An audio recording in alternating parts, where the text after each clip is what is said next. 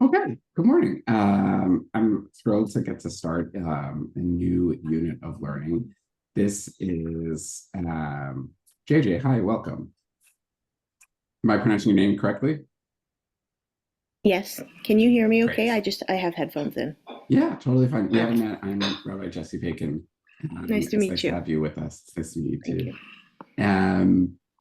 So we're starting a new unit today, and it is one that is both like so classic, and also hopefully I imagine it will be new in some interesting ways for many of the people in this room.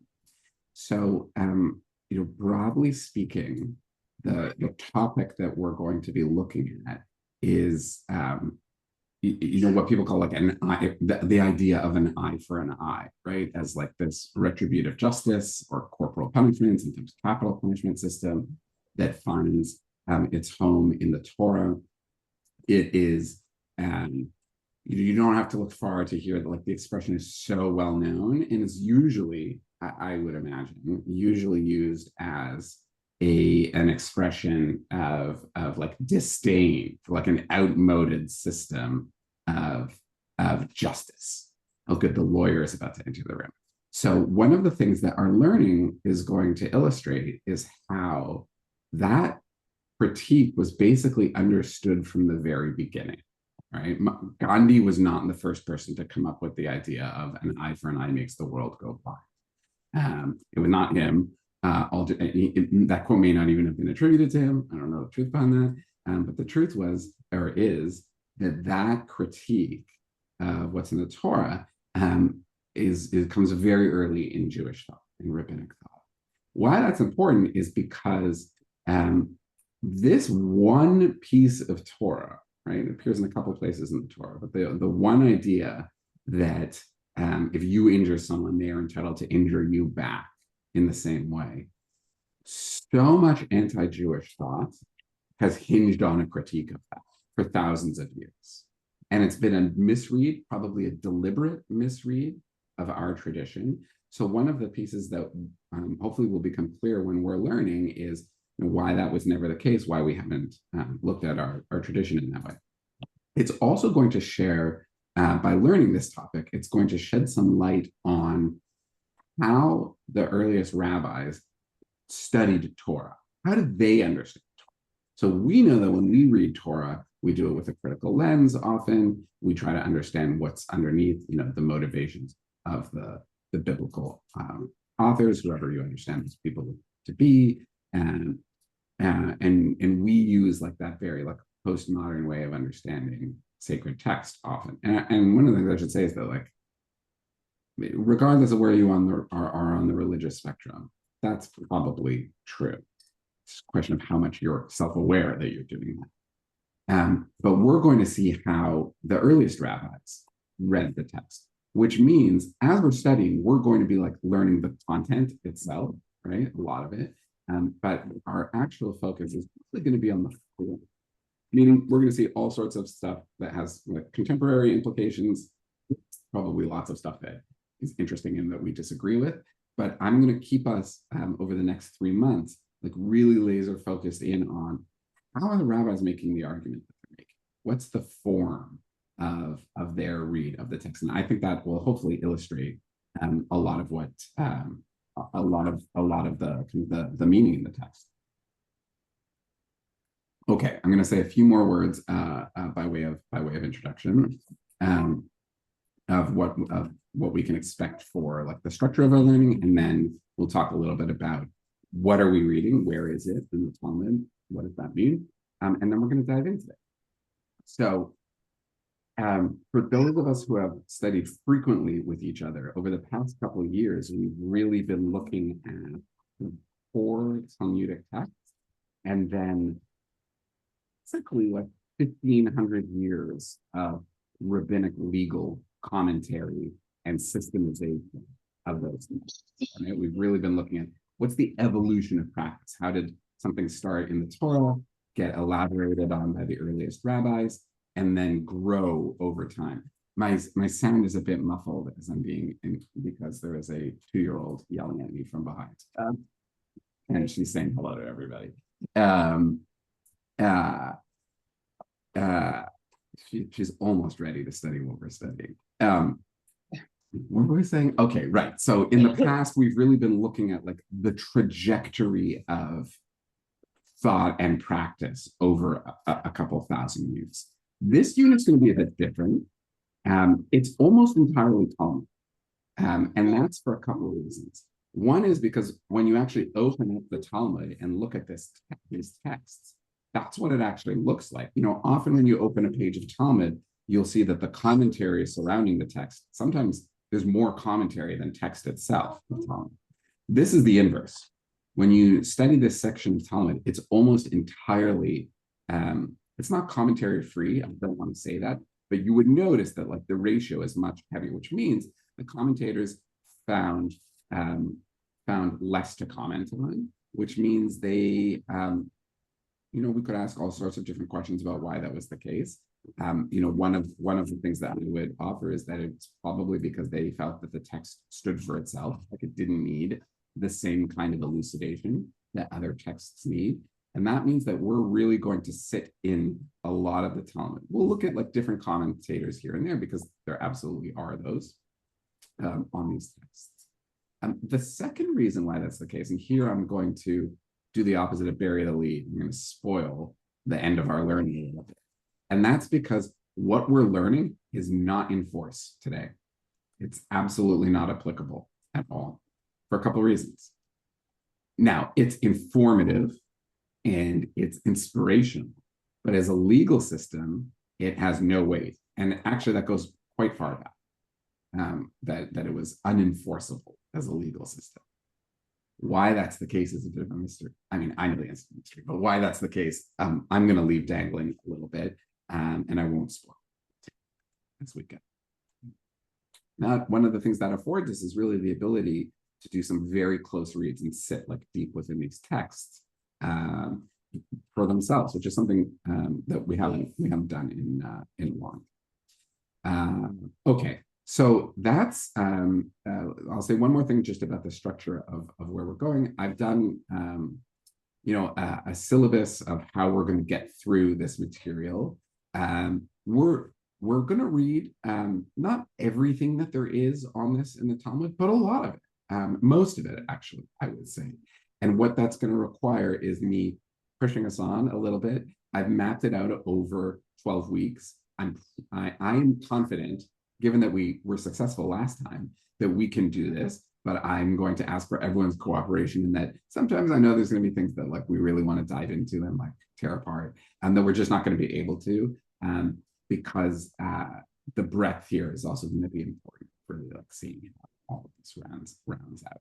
So that's all on the first page of the syllabus. If there's like stuff you don't understand, like references to texts that are on that first page, don't worry about it. We're going to explain all of that as we go through. And they're just there to like help us like have that 30,000 foot view as we look over everything. Okay, so that's structurally. I'm going to pause here and say, that if there are any questions about like what the structure of all of this looks like, and then I will. I'm going to take us into just a few words of background on what are the texts that we're looking at, and then we're going to dive right in today. And we've got a lot to cover today, and we're going to get through. It's going to be great. Okay, so I'm going to pause. And I see the Vanik signs are already, but if anybody else has questions about like structure, you can go for it. Just a very basic questions. Ayin tachat ayin is the way it's phrased, but it's always translated as an eye for an eye. Doesn't tachat mean under? Yeah, you're already asking rabbi questions. We're gonna get to that. Don't worry. Yeah. No, I mean you're asking questions in the way the rabbis ask them. What Peter's referring to is the Hebrew in the Torah for eye for an eye is ayin tachat ayin. Ayin means sounds similar. Yeah, we'll get to that. Don't worry. Questions about like the structure of our learning, how we're going to go about doing this? Anything that I can make clear for us over the next few weeks? Okay, great. So I'm going to just say a few words about where we are in the Jewish textual tradition and what we're doing. So, as a reminder, the Talmud is divided into 6 major sections. Each of those sections is broken up into further books, right? Or tractates, we would say in English, which I think I've told us before means webs, like spider webs, or the Hebrew for it means webs. Those tractates are theoretically topical, right? But as we all know, they are quite discursive. But the top level sections are in Hebrew called a seder, which is the same as the thing on Pesach. The specific meaning is different, but it's the same word, right? Which means order. So there are 6 orders, and those orders are broadly thematic. Right? Again, with the caveat that there's so much in them that doesn't necessarily fall under the specific given theme. The seder, the order that we are in Hebrew and Aramaic, is known as nizikin, which means damages. Oops, there's an A on the end. Damages. And it means damages in the legal sense of the word damages. Like if your ox bumps into somebody else's ox and knocks it off the road, what's the law, right? What happens? So, tort law, right, is the other way of describing this. I think David is in the room.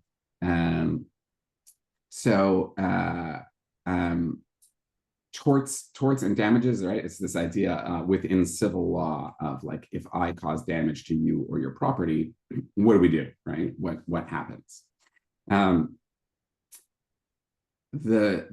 that's the Seder that we're in, the Seder of Nizikin. It's quite big in the Talmud. It also happens to be for people who are doing Daf Yomi, like the daily reading of a page of Talmud. It's the Seder that we're in right now. It's a very big one. So we're not going to align with it whatsoever, but it's just worth mentioning.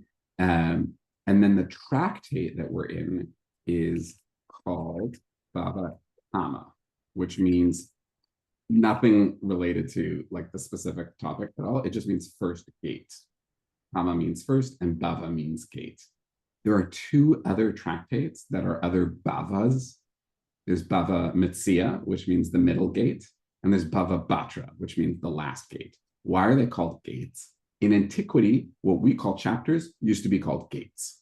It was just the convention of the time. And at one point in time, the theory goes, these 3 sections that were all one tractate of Talmud, but it was just too big. It was just massive. And so it was divided up into 3. They're the first 3 of Seder Nizikin, of the order of damages. And they really cover this area of tort law, right? Of what happens when I damage another person or their belongings. I've included on the first page of our text. Now I'm going to start sharing my screen. Hold on. My mouse, of course, has decided that this is the moment where it wants to start not cooperating, which is not going to be helpful for us. Here we go. Okay. I've included on the first page of our text, of our source package, a really, it's not on the first page, but it's the first text. A really beautiful, I think beautiful, I'm going to make it bigger. A really lovely reflection that was in Tablet earlier this year during Daf Yomi by David Bashevkin, who works for, pretty sure he works for the OU, for the Orthodox Union. He's got a very popular podcast, and he's a really wonderful writer. And what he's kind of doing here is writing an ode to studying these texts. And he's doing it to counter the idea that you might think that the more ritual-based and religious texts in our tradition are the ones that are kind of really elevated. But his argument is actually, no, it's when you study the texts that really focus on our interpersonal relations and the civil society that we're trying to build with each other, that's where you really find the core of our tradition. So I'm going to leave this here, and you can read this on your own. But I wanted to show where does he get that idea from? he's not just making it up on his own. It actually goes like quite far back. And in his kind of reflection there, he quotes a rabbi named Yonah Gerondi, or Yonah of Gerona, Gerona in Spain, who was a medieval commentator, a Spanish rabbi and a Talmudist and an ethicist who lived in the 13th century in Spain. And I'll just say a little bit about who he is that might help us understand why this stuff is so important to him. This idea is important to him. His best known work is a text called Sharei Teshuvah, which means gates of repentance, which is a comprehensive work on the idea of teshuvah, of repentance. And he also wrote like lots of commentaries on not the whole Talmud, but like different parts of the Talmud. What he's known for historically is that he was one of the most prominent opponents of Maimonides and the philosophy of Maimonides. So Maimonides, early medieval philosopher in Spain in the 11th, 12th century, to this day, the most significant, important Jewish philosopher, most influential, certainly. Lots of the things that we kind of take for granted and consider as normative parts of Judaism come from Maimonides' articulation and philosophy and codification of law. But when Maimonides came out, even though today he is, quite prolific and accepted as just normative, Judaism, when Maimonides was first writing, highly provocative and controversial. His books were burned publicly. And Yonah Gerondi was one of those opponents. He was one of the most prominent opponents. And when those book burnings happened by Christian authorities in Spain, in fact, there was public burnings of the Talmud as a result of some of the Rambam's kind of provocative ideas at the time. Rabbeinu Yonah kind of recanted and realized that he publicly admitted that he shouldn't have been so publicly vociferous against the Rambam, against Maimonides, particularly given the non-Jewish authorities who were listening and paying attention. And then he kind of did an about face, and he gave the Rambam a prominent place in his tradition, in his own teachings. Some people think that that's why he focused on teshuvah so much, and why he wrote so much on teshuvah is because he had this kind of very personal awareness. Anyways, this is all by way of introduction. We're not actually going to study anything that he says this year, but just wanted to give you a sense of who we're opening up with, because in one of his commentaries, he's commenting on the very first parts of Pirkei Avot, Chapters of Our Fathers, are these very famous ethical texts that many of us have studied aplenty. And the opening of Pirkei Avot gives this kind of chain of tradition, right? It establishes that Moses received the Torah at Sinai, and he gave it to Joshua, and Joshua gave it to the elders, who gave it to the men of the Great Assembly, right? It basically creates a lineage of where Torah came from. And Rabbeinu Yonah comments on that. And one of the things that's really notable that he does is what he believes, if we're talking about where Torah, kind of small t, general Torah comes from, pay attention to what he focuses on. I'll just read this to get us started. He says, our rabbis, may their memory be blessed, said that one who wishes to be pious should fulfill the words of Avot, that's Pirkei Avot, and some said the matters of damages, Seder Nizikin. And since a person can attain the level of piety by performing one of these things, they placed Avot in the order of Nizikin. Okay, so what's he saying? He's saying a couple things here. One is he's giving us a little bit of just like technical information. So if you buy a full set of Talmud, where is Pirkei Avot in it?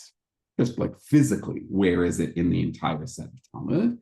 It's put in Seder Nizikin. It's put in damages. That's where it's put. There's nothing particularly in there that has anything to do with that. It's just where they placed it. One of the printers placed it, or this is pre-printing. So let's say like where the tradition placed it. It has traditionally been associated with that. Why? Because Pirkei Avot is already known by the time of the Talmud itself, it has this kind of place as being like these very heightened ethical teachings about how we're meant to relate to one another. And it's then associated with all of the civil law, right? All of Nizikin, basically, all of the Talmudic idea of civil law, which tells us the second thing about how much they felt like, if you really want to know what it means to be a good person, a pious person, a religious person, pious is a little bit of a word we use in English in Judaism a whole lot. But if you really want to be, somebody who is like authentic to the religious spiritual teachings of our tradition, what you really need to do is study Niziki. You need to study like how we're meant to treat each other, right, interpersonally. Which tells you a little bit about what we're learning and how revered it is, and that it's not just kind of like the secular stuff that's kind of separate from all of the religious ritual stuff. This is like, for the earliest rabbis, this is amongst the core of our tradition. Right? Just something, I think that's really important for us to consider as we dive in. Okay, let's dive right in. So what we're going to do for the rest of this morning is read the Torah texts that inform the later rabbinic commentary, and then we're going to read the Mishnah on those texts. A reminder, the Mishnah is the earliest legal codification in Judaism, roughly around the year 0. And it's the attempt of the earliest rabbis to systematize all of the commandments that are in the Torah into a functioning legal system that can govern the society that they are trying to build. It's composed under Roman occupation in the land of Israel. So there's an awareness of what it means to be trying to build this society and yet not necessarily have all of the political ability to do so. And then once we've got that under wraps, then next week we'll start moving into the rabbis of the Talmud and their commentaries. Sound good? Great.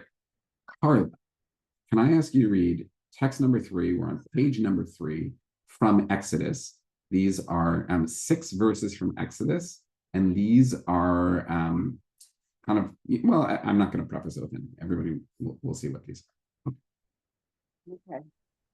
When two parties quarrel and one strikes the other with stone or fist, and the victim does not die but has to take to bed, if that victim then gets up and walks outdoors upon a staff, the assailant shall go unpunished, only paying for the lost wages and the healing medical costs.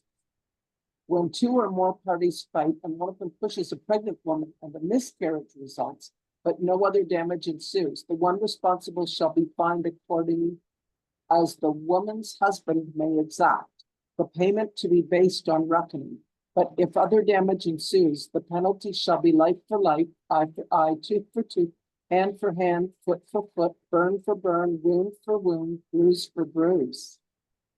Okay. Go on. The area of our learning is really going to be on this part right here.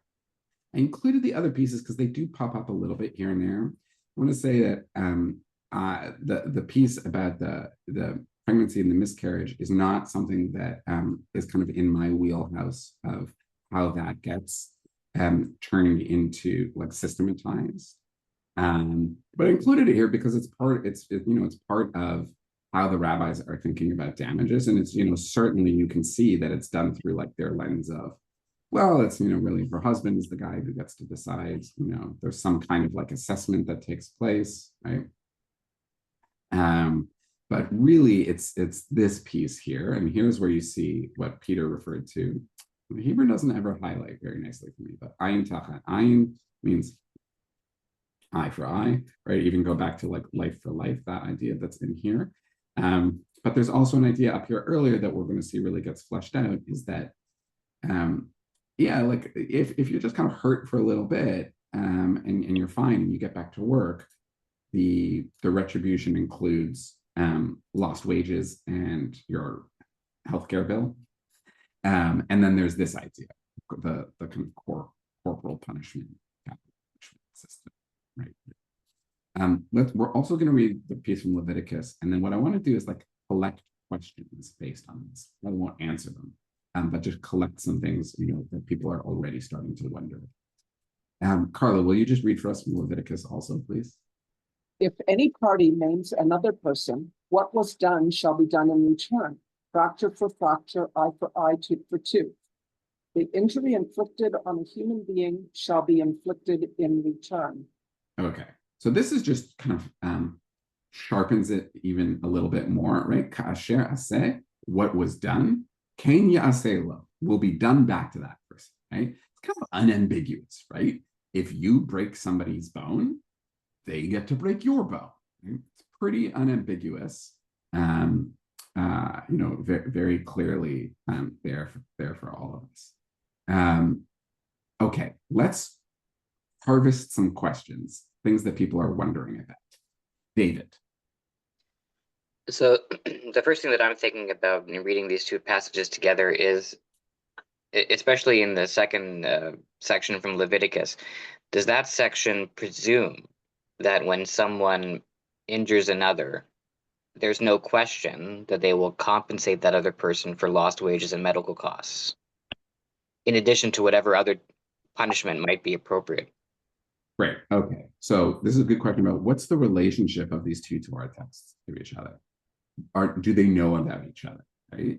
Does Leviticus say that when I get to break the arm of the person who broke my arm, do I also have to, do they also have to pay for my lost wages, and do they also have to pay me? Is this so? Another way of asking that is this a cohesive system, or are these kind of just like two different areas of thought? Okay, great. Let's go, Mom, and then John. So my question is about the end of the Exodus passage. Some of these damages are permanent, life for life. I'm assuming eye for eye means the loss of vision. A tooth means losing a tooth. But some of them, bruise for bruise, possibly wound for wound, possibly burn for burn, are damages that can heal. So I'm wondering if there's any distinction paid to permanent and temporary damages. Great. Okay, good question. John. So mine is a purely practical question. Who does this? If somebody hurts you, right, and then I'm allowed to, the punishment is fracture for fracture, eye for eye. Am I required to carry out the punishment? I'm not sure I Great. want. If somebody breaks my Okay, arm, great. I'm not sure I want to do that to somebody else, right? Great. So you're actually asking two good questions. One is who does this, and what if you don't want to? Yeah. Do you have to do this? Great. Great. Good question. Vance. So my question is, what about exigent circumstances? What if in fact this is caused by something that cannot be controlled, or one is defending oneself in that type of a situation? Great. Does that apply then? Great. Great. Actually, two questions there also. One is what if it's an accident, and one if it's self-defense, right? Okay. Okay. Any other questions? Jesse, I want to repeat the question that I asked you earlier, which is about the Hebrew, where the word tachat does not for, it means under, generally anyway. So ayin means eye under eye. Yeah. Great. Sandy. Everything is often included for a reason. So I'm wondering about the behind the scenes of why, if you have two or more parties fighting, why do they need to bring in the context of pushing a pregnant woman? It just seems that there must be more behind the scenes for that one. Great. Yeah, this is a good close read of it. Would seem, if I can assume what's behind your assumption, it would seem that this might, given everything else that's included here, this might be kind of extraneous. Like we've kind of already covered the idea of damages. So the question is, does this tell us something new? And if so, what does it tell us? Great. Yes. David. Sorry, I think I might be going too much in the weeds here, so I'll wait till later. Okay. You sure? You sure? Do it. Ask the question. Well, I guess the question is, what are we serving here with these proclamations or these rules? Are, we talk in a lot in law about the different benefits of punishment in the criminal perspective. What's the reason for how we structure punishment for people? But this isn't a section called damages. For people who are, and how are those two related? And yeah. Great. Okay, good. You're not going to in the weeds. That's really good. So the Torah doesn't do that, right? Because that's not how the Torah tells its narrative and its story. We have to peer behind the curtain and figure that out, right? And here, just as a reminder, in the Torah, there's no systematized. Wait, that's a bit of an overstatement. We don't yet have like the fully structured civil society with a legal code. That doesn't exist yet. We've got these like pieces that the later rabbis are going to try and do, and they are going to ask that very question.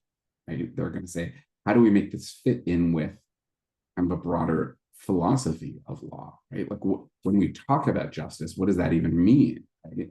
When we think about punishment, what are we trying to accomplish when we punish people? So that's absolutely a great question to ask for these texts. Yeah, Mom. One more question. We're talking about physical damage here. What about when the damage is not physical? And I'm thinking about, in the context of corporal or capital punishment, the wayward son who's to be stoned in the marketplace, stoned to death. And that's not that's not an equivalent. There's not an equivalence there in physical damage. The son did not kill someone, but his life is taken. Yeah. Okay. So is this only, it's a little bit similar to Sandy's question, right? Are we only talking about the things that are kind of basically spelled out right here? Or is there like a broader idea here of like what counts as damage? Yeah. And from both perspectives, right? The damage that we would want to make sure is punished, but also damage that we would want to make sure is like accounted for on the person who is hurt, right? Okay, great. So these are all great questions. What we're going to do now is jump forward in time and read the Mishnah on this. There's a good chunk of it that we need to read through, but I think we can get, it's all right here. We'll get through all of this, and we're going to do the same thing. We're going to ask all of these questions. I imagine that there's lots in here that is going to be strange and bizarre and interesting. Some of that we'll try and elucidate today, and the rest of it is going to get covered by the time. One of the things I want to just help us as we start off is to say that there are literally by the first word that we start reading here, there are already assumptions being made about everything that we just read. And so let's see if we can unpack some of those. Okay, I'm going to shoot us around the Zoom room and invite people to read. And if you don't want to, you can just pass. That's okay. John, will you kick us off with one who injures? And then I think we're not going to pause at all. So I'll just interject so that other people can take a chance at reading. Just let me know when. Go for it. One who injures another is liable to pay compensation for that injury due to 5 types of indemnity: for damage, for pain, for medical costs, for loss of livelihood, and for humiliation. How is damage assessed? If one blinded another's eye, severed his hand, broke his leg, the court views the injured party as though he were a slave being sold in the market, and appraises how much he was worth before the injury and how much he is worth after the injury. How was pain assessed? If one burned another with a skewer or with I think that's nail, or even with on his fingernail, which is a place where he does not cause a bruise, i.e., that would affect the victim's value on the slave market, the court evaluates how much a person with a similar threshold for pain as the victim is willing to take in order to be made to suffer in this way. Okay, pause there. Alex, will you read medical cost and livelihood? And then Mom, will you read humiliation?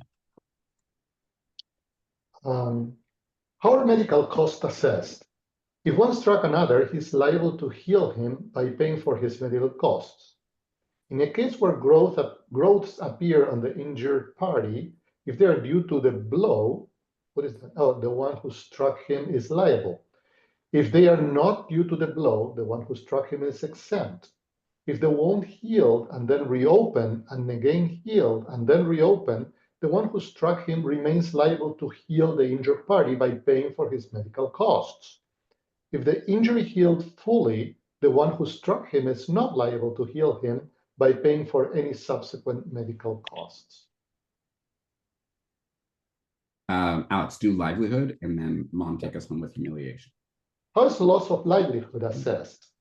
The court views the injured party as though he were a watchman of cucumbers, which does not take into account the value of the standard wages of the injured party because the one who caused him injury already gave him compensation for his hand or compensation for his leg, which took into account his professional skills. How is humiliation assessed? It all depends on the one who humiliates and the one who is humiliated. One who humiliates a naked person, or one who humiliates a blind person, or one who humiliates a sleeping person is liable, but a sleeping person who humiliates another is exempt. If one fell from the roof and caused another person damage and humiliated him, the one who fell is liable for the damage, since a person is always considered forewarned and exempt from the humiliation unless he intends to humiliate the other person. Okay, lots in here. Jesse, can I just ask quickly before you get too deep in the weeds? I'm assuming there's a Beit Din that's involved in all of this, right? That whoever is adjudicating, there's like a court of rabbis that are figuring all this stuff out. So you asked who's figuring this out, right? Who's enacting all of this? The Torah doesn't say anything about judges, right? By the time you get here, well, yeah, I'm hang on to that for a moment. It's a good question, right? Who is the authority that is doing this? So one of the things to remember is the rabbis of the Mishnah are trying to create a civil society, right? They are trying to create a system that is functioning, that includes courts, officers of the court, right? Those courts are a combination of civil and religious courts, and they are, right, the Hebrew is a Beit Din for that, and they are led by like skilled judges, right?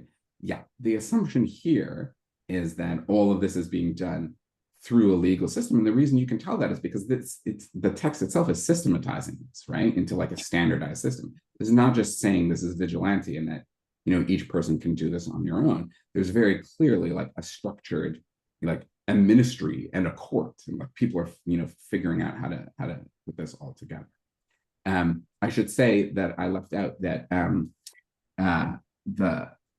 this chapter of the Mishnah and this chapter of the Talmud that we're studying is called, I put it in the chat, Perek HaHovel. Perek means chapter, and HaHovel is the one who injures, right, or the one who damages. Right? So that's the name for this, and we are going to be reading almost all of Perek HaHovel. It's the 8th chapter of Bava Kama in the Mishnah. It's also the 8th chapter in the Talmud.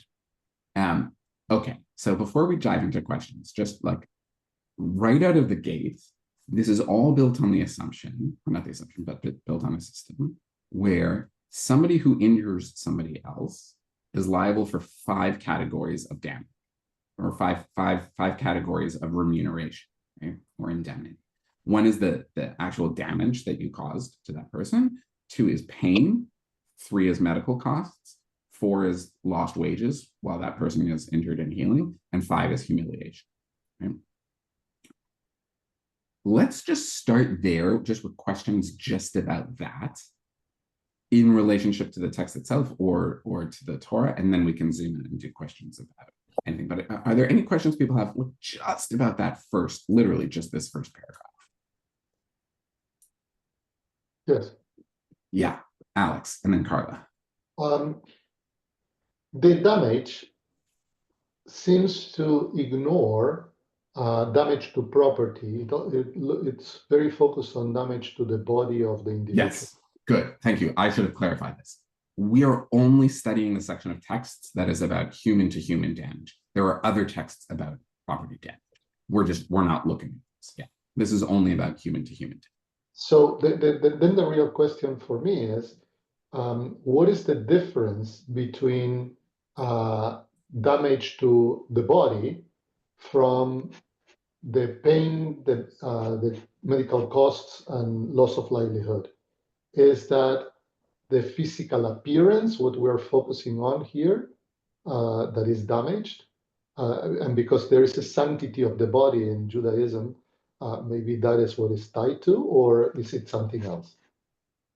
Right. So you can already see in the Mishnah, the question that the rabbis are asking is, how do you figure out the cost of this?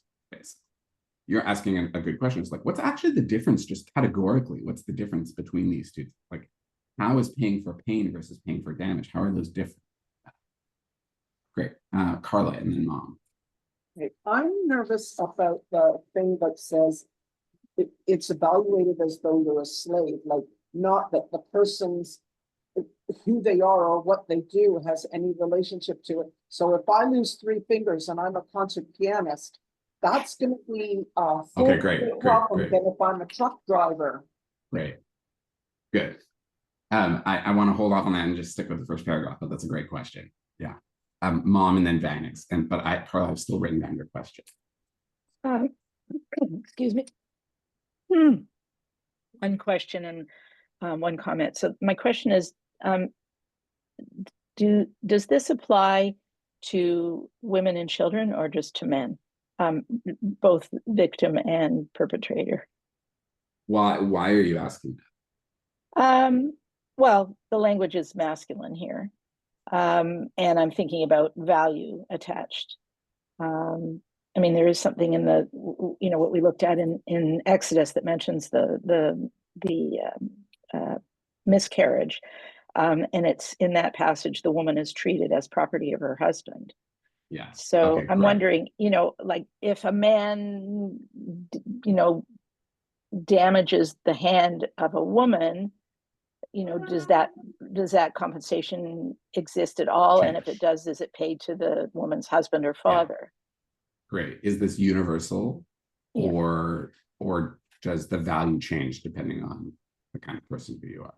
Right. So you can add that to your other list of questions. The comment here is that sorry, these five types of indemnity, some of them are more easily measured than others. And I understand that, what we read gives instructions on how to measure them. But I would imagine that,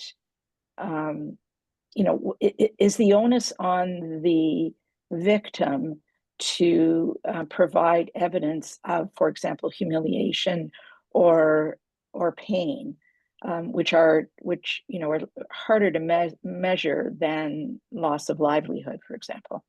Mm-hmm. Okay, so what you're saying is that humiliation is subjective, which even the Mishnah itself acknowledges, right? It says, right? It all depends on the person who's doing it. So there's a subjectivity there, which is different from, well, if you're not working for a week, I can very easily find out what your salary is. Is that what you're saying? Yeah. Okay. Yeah. Great. Okay, good. Yeah. So that's a bit similar to, I think, Alex's, and I like how they go with each other. One is like almost like philosophically, how are these different from each other? And two is, once we accept that they could be different categories, it seems that some of them are much more difficult to assess than others. Yeah. Vanix. You asked for comments on that first paragraph only. So yeah. I want to go back to first principles, if you will.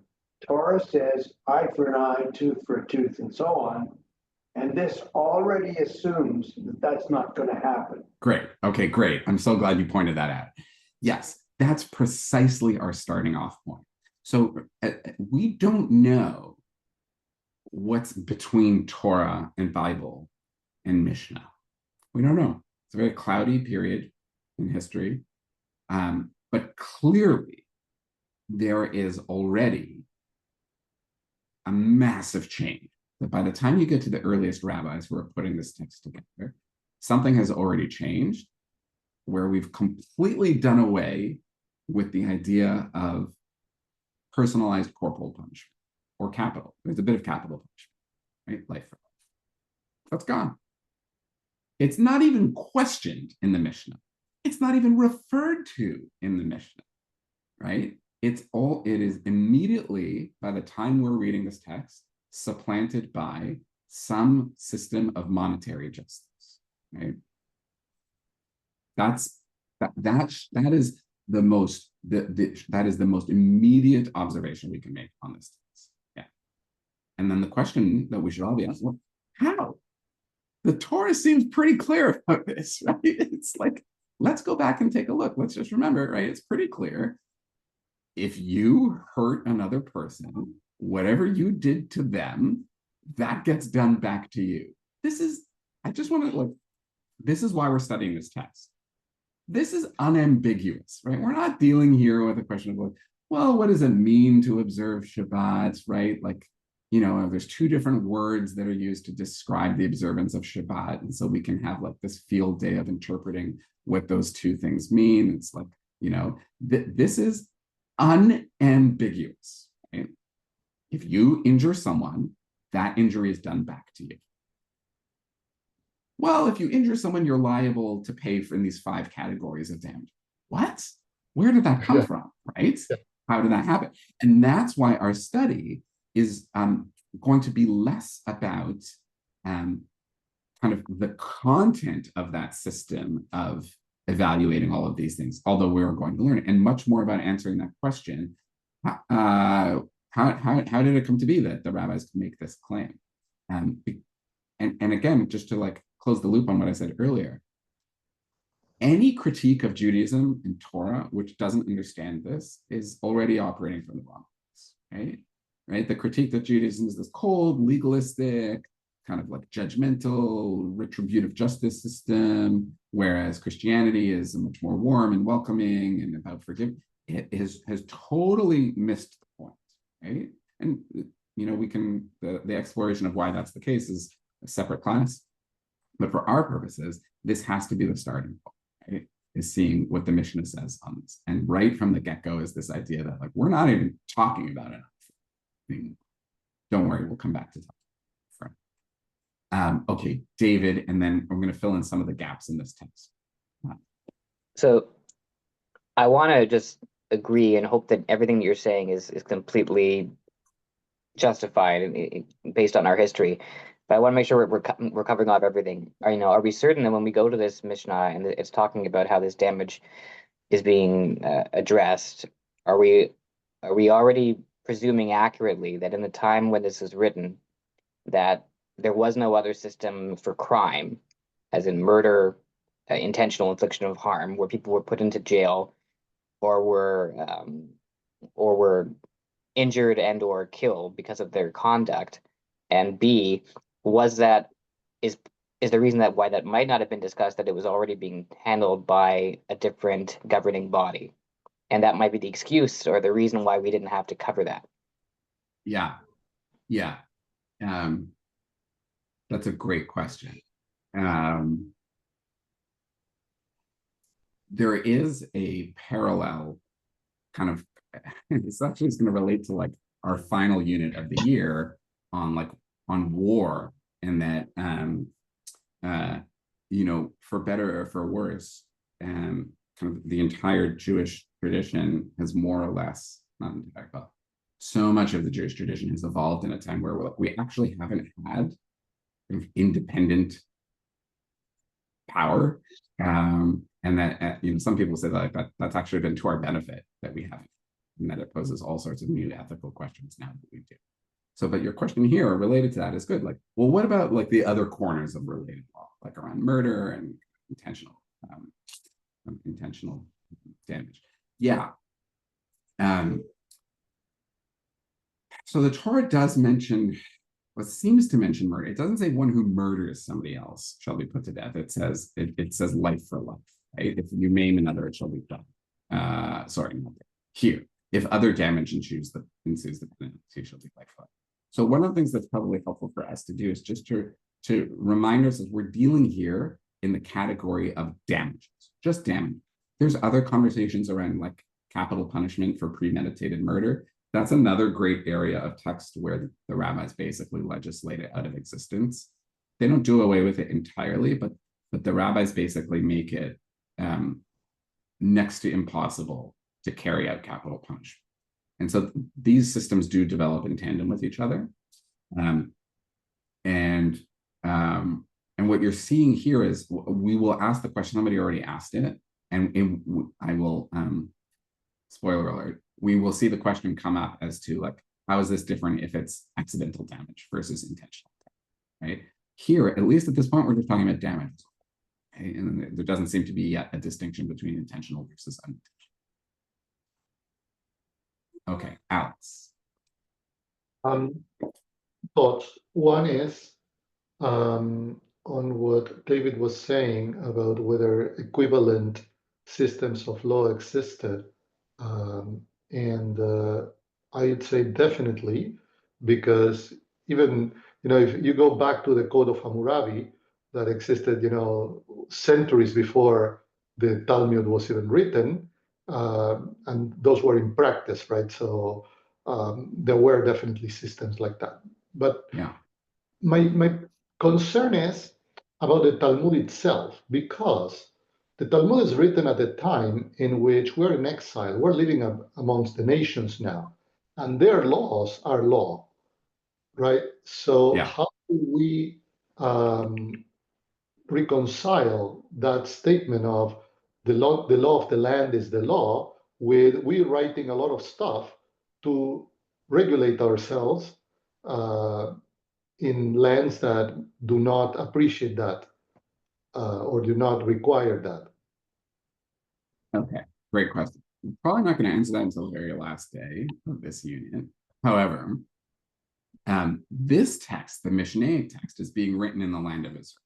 Yeah, you're right. It's composed in the land of Israel. So there is jurisdiction. It's under, right? It's at a time when the Romans are occupying the land. But there is certainly an idea of Jewish sovereignty trying to flex itself, right? And so one of the things we always have to ask ourselves is when we read these classical texts, do they reflect the reality of the actual legal system that was in place, or is it aspirational, right, for a future when that might come up? And the answer can be a little bit of both, right? Yeah, sure, the Romans were occupying, but like we still had our courts and our rabbis, and that was still happening. Yeah. So if I interrupt, it is said that the Mishnah reflected the behavior of the society for 200 years before it was written. Yeah, so, that's right, because it's an oral tradition also, right? Yeah, that's right. So I would say when we're looking at the Mishnah here, yeah, we're looking at the society that was trying to be established in a sovereign Jewish nation in the land of Israel. Yeah. The question is what happens as that evolves over time when we no longer have that sovereignty is a great question. It is going to come up. Stay tuned. Next on my friend. Okay. Mom, and then the last 5 minutes, I just want to clarify some pieces that might be a little confusing. Yeah, I'm also thinking about these two sort of parallel concurrent systems of civil and criminal law, and thinking about how in our systems in North America, at least, if victims or families of victims feel that the criminal system has not served them, they have the ability to take it to treat it as a civil matter and sue for damages that way. Or if they feel that the criminal punishment was not sufficient, or there weren't enough grounds to bring to criminal court, they do have that other resort of civil court. So I'm wondering if we're going to see anything about that. Yeah, it's clearly by the time the Mishnah is organized, right? By the time it's kind of redacted together, there is an idea that at least thematically, there's a difference between religious and civil, right? How do we know that? Well, there's a section of the Mishnah that deals with the laws of Shabbat, and there's a section of the Mishnah that deals with damages. So clearly they understood conceptually that those were two different things. Right? However, go back and look at the text that we started with, right? If you want to be a pious person, study damages. So, right, like, yes, thematically and conceptually, perhaps they are separate from one another. But the idea of having like two parallel, like a civil and criminal system, or in a religious system, that is a little artificial, right? It's all understood as being together, right? It's still all Mishnah, it's still all Talmud, all together. And that does tell us something about how the construction of a functioning civil society was a spiritual. It was kind of an attempt to understand God's will. And here, like there's no, at first glance, there's like no spiritual or religious language in here, right? So you might think that this is just purely like civil administration, but we'll actually see how this becomes very much wrapped up in kind of a comprehensive spirituality, right? Even, other people already today have mentioned the idea of like, well, but the human body is holy, right? And there's this idea of, being created in the image of God, right? Like immediately we already do start leaning on a little spiritual. So yes, the rabbis understand that at least in terms of like delineating the law, we make a distinction between kind of civil matters and religious matters. Distinction's too strong a word. In codifying it, we put them in different places, we categorize them differently, but they're part of a cohesive system. Okay, it's a great observation. I just want to point out like there's some interesting things in here, and just want to clarify a few pieces. One is that yes, there's this question of like slavery, that there's an acceptance that the slave market exists, and that in terms of evaluating your damage, we're using like some sort of market rate for that. The question of like what is meant by slavery and what does it look like in the time of the Roman occupation of Judea is like, that's a bit of a different, feel free to Google that and find a trustworthy source on that. But yeah, that's here, right? There's an idea that there's like a market value for human labor, and that's absolutely included in here. Note that in the section on healing, or a section on pain seems to be subjective, right? In that, like, how much pain would you be willing to suffer, is in play. Like now the question of like, well, how do you quantify that? We'll see where that goes. The question around healing, there's very much an idea here of like, let's limit this, right? Like this could get out of hand, right? Like what's actually included in healing related to the damage itself is a question that the rabbis want to pose, right? And in livelihood, there's an interesting piece that comes up here. Nobody asked about the watchman of cucumbers. Who's the watchman of cucumbers? Okay, the Shomer Kishuin, the watchman of cucumbers. The idea here is that how do you assess loss of wages? So somebody, I think Mom, you had said earlier, like, well, you just go and find out what that person made. Well, the interesting thing about that is then we don't really have a standardized system because everybody makes different amounts of money. So what the Mishnah does is it takes the wage of a person doing the lowest paying job, the guy you get to watch your cucumber patch, right? Kind of like it's just a stand-in for like the lowest paying job, and you take that as just the basis, right? But the Mishnah also understands that built in to the damages that have already been paid, right, for damage itself, for the injury itself, already includes some of that. We'll see where that goes and how that happens. So at least in the Mishnah's articulation of this, the payment for loss of income is not literally you get paid all of the income that you would have made. It's you're compensated for the loss of ability to do any job. So this goes to Carla, your question. Well, isn't it different if you're a piano player and you need your fingers? And so the Mishnah assumes that like, yeah, you might lose your fingers, but you can do another job, right? We can raise all sorts of questions. Is that fair? Is that okay? And we will raise those questions. But at least for the Mishnah, just to point it out, is the assumption is that you're not paid for the loss of your salary. you're paid for the loss of salary. And then humiliation, again, there's an idea here that you have to take into consideration the status imbalance, meaning if a poor person spits in the face of the King of England, who is more humiliated, right? In that, is it different versus if somebody else were to do that? And you have to take that into consideration. Now, it doesn't tell us how do you actually evaluate that? And how does that translate into actual monetary costs? So we'll see where that goes in a minute. But there is an idea here that there's clearly something about kind of the relative status of people. Maybe that's where we're going to get into this question of what if you're a woman or a minor? Does that play a role in this? Or a slave, since we've already seen slaves pop up in here.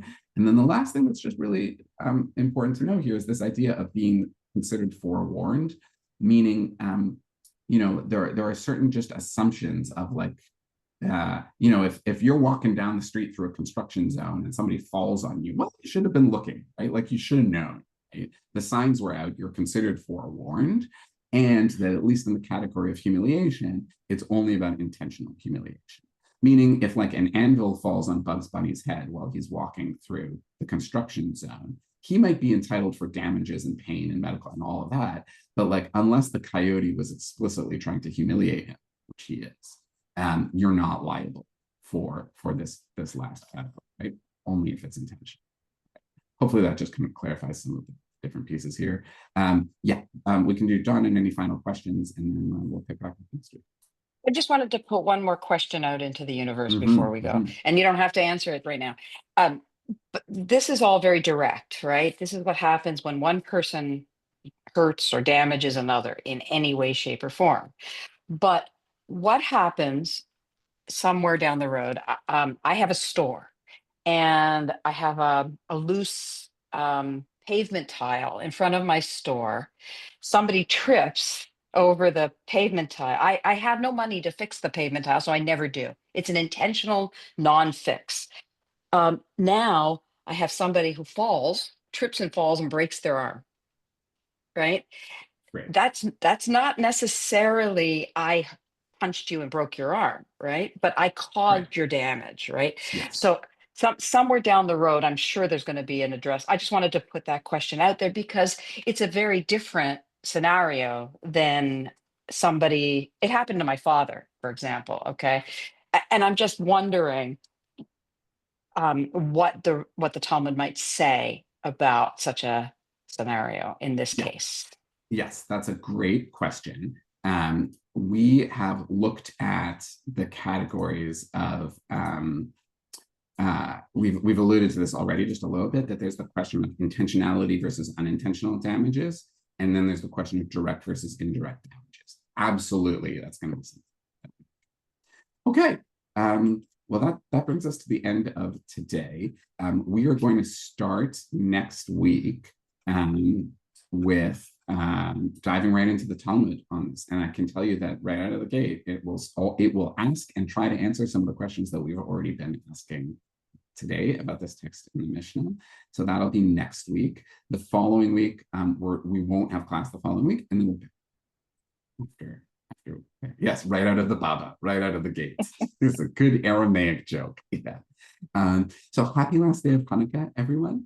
I'm excited for where we go this term, and I'll see everybody next week.